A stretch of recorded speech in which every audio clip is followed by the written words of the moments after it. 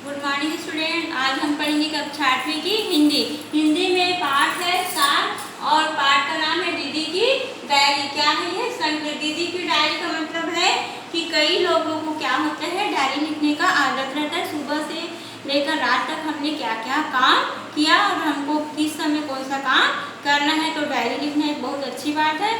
मैं चाहती हूँ कि आप लोग भी शुरुआत कर सकते हो डायरी लिखने का, क्योंकि डायरी लिखने से आपको आप कोई भी चीज़ जैसे भूल गए ना, तो लिखे रहोगे तो याद करने में सहूलियत रहता है। ठीक है, तो आज हम पढ़ेंगे दीदी की डायरी। आप लोग बुक निकाल लीजिए, मैं पढ़ा रही हूँ।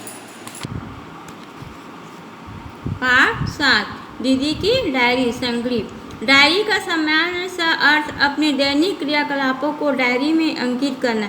डायरी का अर्थ क्या होता है? दैनिक क्रिया, जो हम कार्य करते हैं उसको क्या करते हैं, डायरी में लिखते हैं। डायरी के पढ़ने से उक्त व्यक्ति की सोच समझ, रुचियों, मनोवृत्तियों, उसके परिवेश और संदर्भ का पता चल जाता है।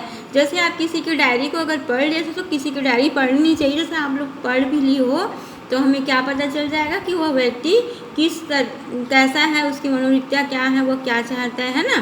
साहित्यकारों और इतिहास प्रसिद्ध व्यक्तित्व की डायरी अपने उल्लेखनीय विषय वस्तु के कारण इतिहास की महत्वपूर्ण स्रोत और जानकारी के आधार बने।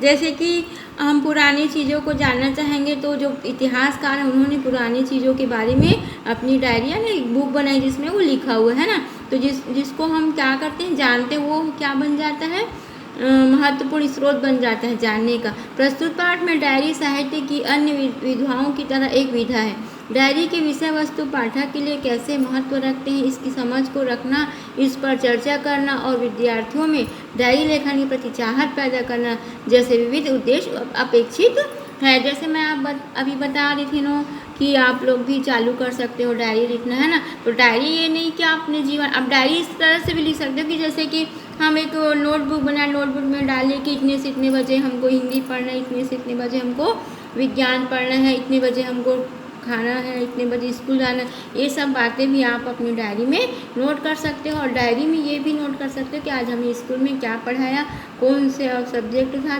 जो हमको बहुत अच्छा लगा, या कौन सा विषय जो टॉपिक था वो हमारे मन को छू गया। इस तरह कई सारी जो महत्वपूर्ण बातें हैं जिसको आप याद रखना चाहते हो तो आप डायरी में नोट कर सकते हो। आगे हम पाठ पढ़ेंगे। गुलाब के फूल सी नन्ही संजू है तो अभी छोटी पर बड़ी सयानी, कक्षा 8 में पढ़ती है, स्वभाव से हंसमुख है, खूब हंसती हंसाती है, चुटकुले सुनाए तो हंसी के फुहारे छूटने लग जाते हैं। गुलाब का फूल देखियो ना कितना सुंदर रहता है। उसी तरह एक नन्ही यानी छोटी सी बच्ची है जिसका नाम संजू है और वो क्या पढ़ती है, 8वीं कक्षा में, और उसका स्वभाव क्या है, हंसमुख, यानी वो हमेशा हंसती है और लोगों को हंसाती है और चुटकुले भी सुनाती है। ठीक है। संजू को किताबें पढ़ने का शौक़ है, कहानी, कविता, कॉमिक्स आदि। वह शौक़ उसे माँ की देखा देखी लगा है। संजू जो है वो क्या क्या करती है, किताब पढ़ती है, उसके शौक़ से किताब पढ़ती है, कहानी कविता पढ़ती है, कॉमिक्स पढ़ती है ना। और ये सब वो कहाँ से सीखी, वो अपनी मम्मी को जब देखी तो वह शौक़ उसे लग गया।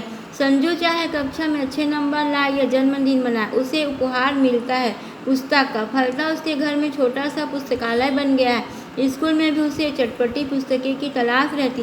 संजू को किताब पढ़ने का बहुत शौक़, इसलिए जब वो अपना जन्मदिन बनाती है तो लोग उसे जो शौक़ है उसी शौक़ के आधार पर क्या देते हैं, पूरा गिफ्ट देते हैं ना। तो उसे उपहार में भी क्या मिलता है, पुस्तक मिलता है। तो पुस्तक बहुत सारा होने की वजह से उसका घर क्या बन गया, एक छोटा सा पुस्तकालय बन गया। और वो स्कूल में भी आती है तो ऐसे पुस्तक को तलाशती है जो उसे अच्छा लगे।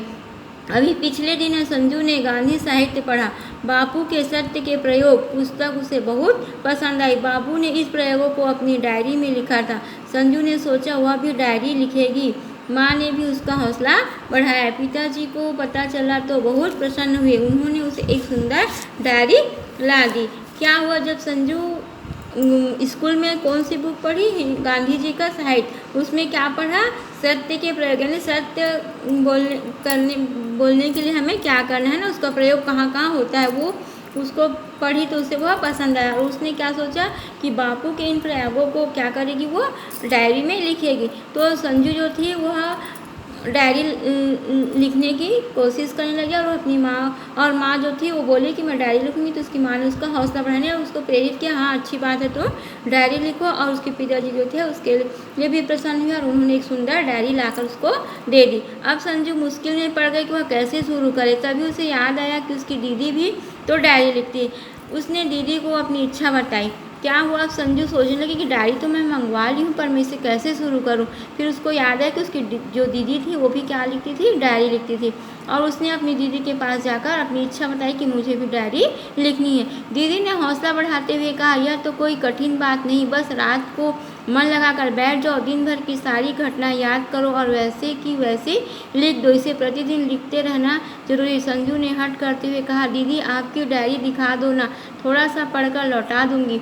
दीदी पहले तो हिचकिचाई फिर बात मान ली। संजू ने दीदी की डायरी के जो पृष्ठ पढ़े वे नीचे दिए जा रहे हैं। देखो वो अपनी बहन के पास गई और उसकी बहन को वो बोली कि मुझे भी डायरी लिखना है।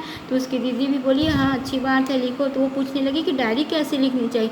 तो वह कहने लगे कि दिन भर की जो सारी घटना है उसको क्या करना है, रात में सोने से पहले पूरी घटनाओं को याद करना है और उसको लिखते जाना है। तो फिर उसको फिर भी समझ में नहीं आया तो वो अपनी दीदी से उसकी डायरी मांगने लगी। लेकिन उसकी डायरी थोड़ा सा, दीदी जो थी उसकी डायरी देने के लिए थोड़ा सा अनमना सा हो गई। लेकिन फिर भी उसने क्या किया, उसको डायरी दे दी। और संजू जो थी वो अपनी दीदी की डायरी लेकर क्या करने लगी, पढ़ने लगी। जो वो पढ़ रही थी वो हम नेक्स्ट कल के वीडियो में पढ़ेंगे, ठीक है, आगे की पढ़ाई।